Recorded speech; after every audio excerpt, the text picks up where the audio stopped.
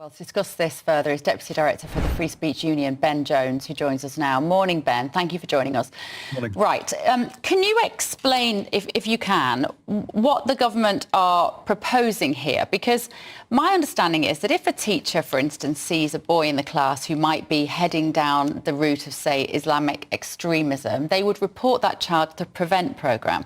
Is what we're looking at here teachers being encouraged to snoop on boys and to grasp them in for what might just be finding out who they are as a man and how they feel about girls and women?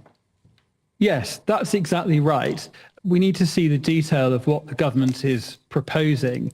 But I think what the suggestions we've seen so far are likely to be incredibly censorious. I think they are going to start treating boys and young men as potential terrorists who are in fact completely innocent and engaged in perhaps distasteful but laddish banter of the sort that just goes on.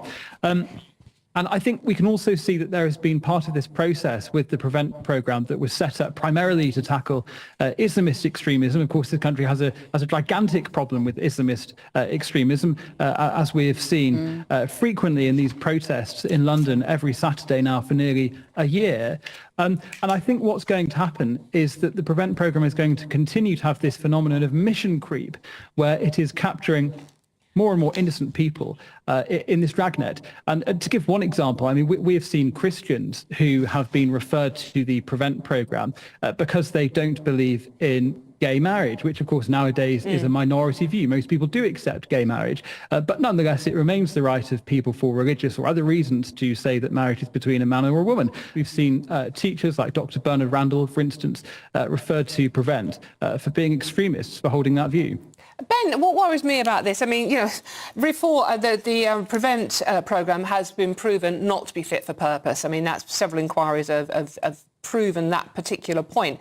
But what worried me was Yvette Cooper's turn of phrase at the weekend, where she says we are looking at hateful beliefs.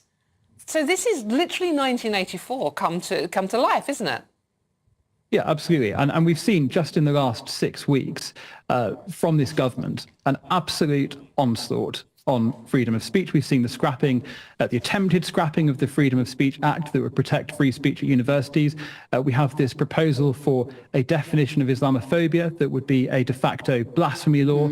We now have this proposal for misogyny being treated under the Prevent programme. We've had this incredibly draconian approach to freedom of speech following the protests and following the riots.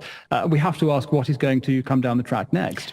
The problem is, Ben, no one's defined what extreme misogyny actually is. Or even the word misogyny, Ben, because I don't know about you, but I find that word deeply troubling. If you are a little bit sexist, or you don't promote the woman in the office because it just hasn't occurred to you because you're more inclined to promote the men, or you don't network with women, it might just be that gets described as misogyny, whereas you may not hate women at all. You may really, really like women.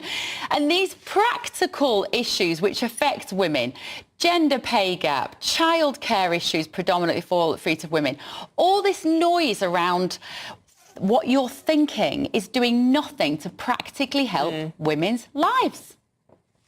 The other issue related to that is, of course, that if you look at the statements of Labour cabinet ministers and members of Parliament on the trans debate, one of the first things that occurred to me about this definition is it going to include trans women as well? Are we going to get to the farcical position where expressing gender-critical beliefs, i.e. you believe in biological reality, are we going to get to the point where expressing that sort of view is going to be treated as a misogynistic hate crime? Yeah. And from the last 6 weeks, I don't think we can trust this government to do anything with any common sense or reasonableness or any sense of proportionality when it comes to freedom of speech. As I said, we've seen this absolute onslaught.